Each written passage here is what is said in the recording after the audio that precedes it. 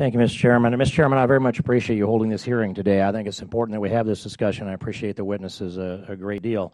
I'd like to start this out with a little piece of a narrative, and that was just a few years ago, I received a phone call in an evening from an individual whom I knew to be one of several siblings in a well-to-do family, not that far from where I live.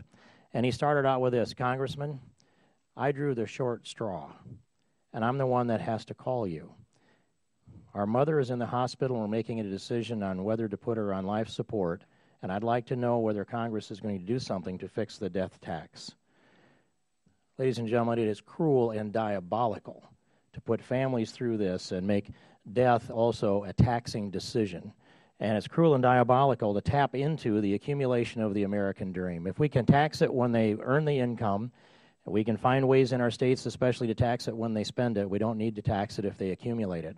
And I, as a founder of a construction business back in 1975, started out with a negative net worth and built a little bit of capital. Now I've transitioned that into one of my sons at a minimum, who has demonstrated to me that it isn't just intergenerational capital that we develop, but we also accumulate intergenerational knowledge.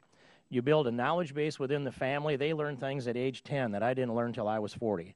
And that foundation of this is how you tie together the American dream. The American dream is tied together by people come here to the United States to access this American dream. They're raised to access the American dream. The pillars of American exceptionalism are tied together to paint the foundation for the American dream. And what does the federal government do but go in and grab it at each transfer of the generations? And why do you build that? Why do people go to work after, say, age 50 or 55 if they're able to take care of themselves for the rest of their life? Why do they continue to work and succeed if the government's going to take the proceeds of that wealth?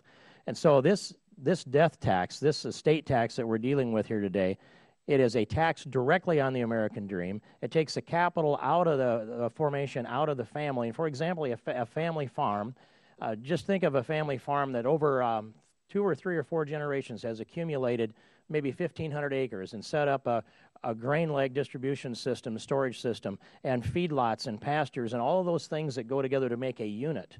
And then that unit is broken up to pay the taxes, and the entire family business is destroyed. Because what? Because of the political element in this country and in this Congress called class envy.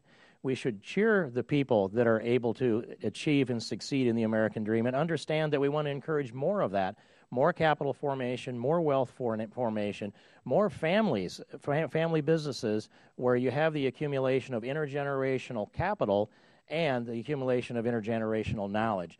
That's my message today, and I hope I can hear the witness's testimony, and I'm hopeful that we'll be able to move forward and one day see the end to this tax on the American dream called the estate tax.